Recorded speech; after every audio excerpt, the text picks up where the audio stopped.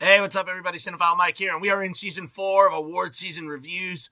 We're counting down to the 98th Academy Awards with 98 reviews in 98 days. Quick reminder before we dive in, make sure you click that subscribe button so you don't miss any of them. There's not that many left. We are really moving along. It is our 12th theme week, and it is Annie Week. In honor of the Annie Awards, which occurred last week, I have been looking at the animated films or live action films with animated elements that have been on the awards circuit this year. For today's penultimate episode, I am looking at Universal Pictures and DreamWorks Animation's The Bad Guys 2. Written by Yoni Brenner and Ethan Cohen, based on the books by Aaron Blabey, the film was directed by Pierre Perifel and released in the summer of 2025. Turning over a new leaf after defeating their nemesis, Professor Marmalade, voiced by Richard Ayoade. The bad guys are trying to live life on the straight and narrow, which turns out to be harder than pulling off a heist. Fresh out of prison and officially reformed, our returning cast of Wolf, voiced by Sam Rockwell, Snake, voiced by Mark Maron, Tarantula, voiced by Aquafina, Shark, voiced by Craig Robinson, and Piranha, voiced by Anthony Ramos, struggle to find honest work while the world still just sees them as the bad guys. As Wolf grows closer to Governor Diane Foxington, voiced by Zazie Beetz, the team looks for a way to prove that they truly have changed. And that opportunity arrives when a mysterious thief known as the Phantom Bandit begins wreaking havoc. However, now former chief of police, now police commissioner Misty Luggins, voiced by Alex Borstein, believes that it is the bad guys with just a new look. It's still them. And when evidence seems to point towards Snake, the team's fragile redemption arc is thrown into chaos.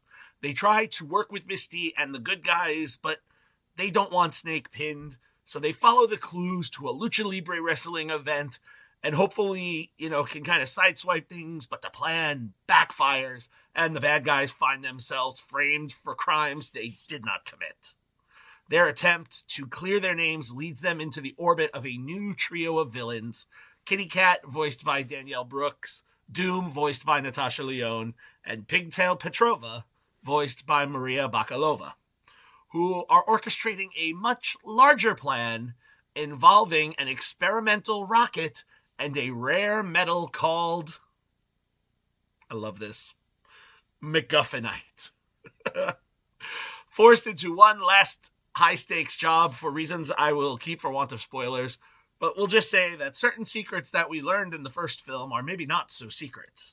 And the bad guys are pulled into a globe-trotting scheme that escalates all the way to space. As things progress, the crew must decide what kind of good guys they truly want to be. And what begins as a redemption story quickly turns into a race to stop a gold-snatching, magnet-powered catastrophe that could destroy and affect the whole planet. This really is a delightful continuation and a genuinely worthy sequel. And we all know how rare that can be, right? What works immediately is the return of the core ensemble chemistry. Rockwell, Aquafina, Marin, Robinson, Ramos, they slip right back into their rhythms. Their rapid-fire banter is still the engine that, makes these movies go. Adding Brooks, Leone, and Bakalova into the mix gives the sequel an extra spark, each bringing a distinct energy that elevates it, it elevates it without overpowering it. Like, even though you'll recognize these voices, they're perfect. The film also gets smarter rather than just bigger and louder. The decision to lean into the term MacGuffinite, it's a very clever, self-aware wink that shows the filmmakers understand, the mechanics that they're playing with within the genre.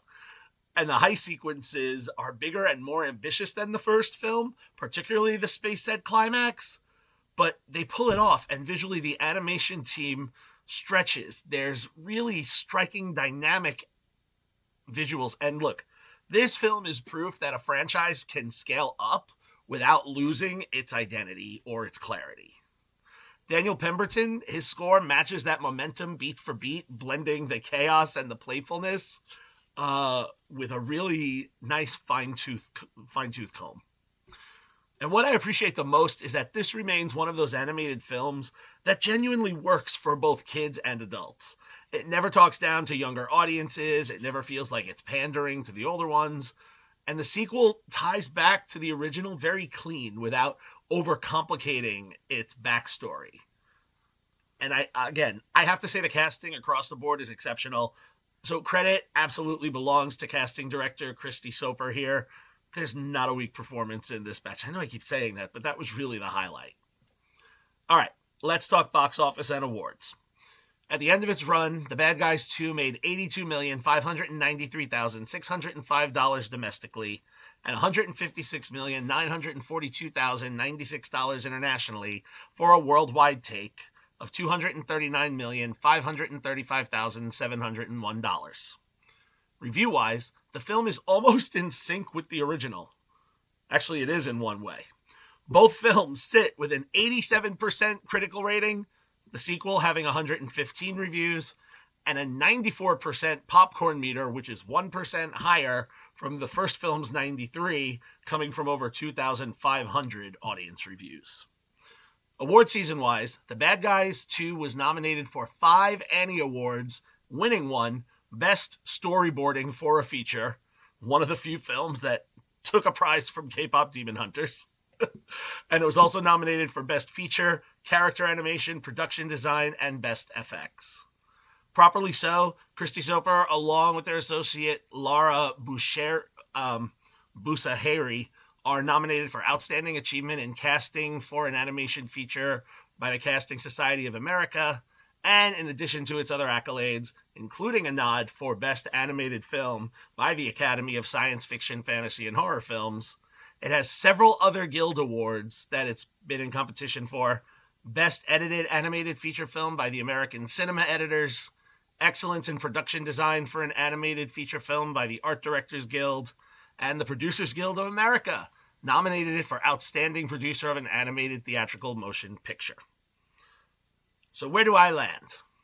I have to say, I was happy to hang out with my bad guys. And this film, easily, well-made, 4-star film, goes for the laughs, goes for the heart, but doesn't go for too schmaltzy.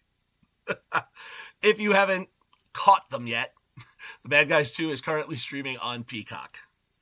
All right, thank you all for joining me for episode 82 of Award Season Review Season 4. We only have 16 days left, so stay with me, folks. Be sure to like the video, subscribe to the channel, share it with your friends, drop your thoughts in the comments. You can follow me everywhere on social platforms, on Letterboxd, and, of course, head over to cinephilemike.com for even more movie reviews and movie goodies. I'll be back tomorrow with the last review in the set, but until then, this is Cinephile Mike saying take a break and watch something new.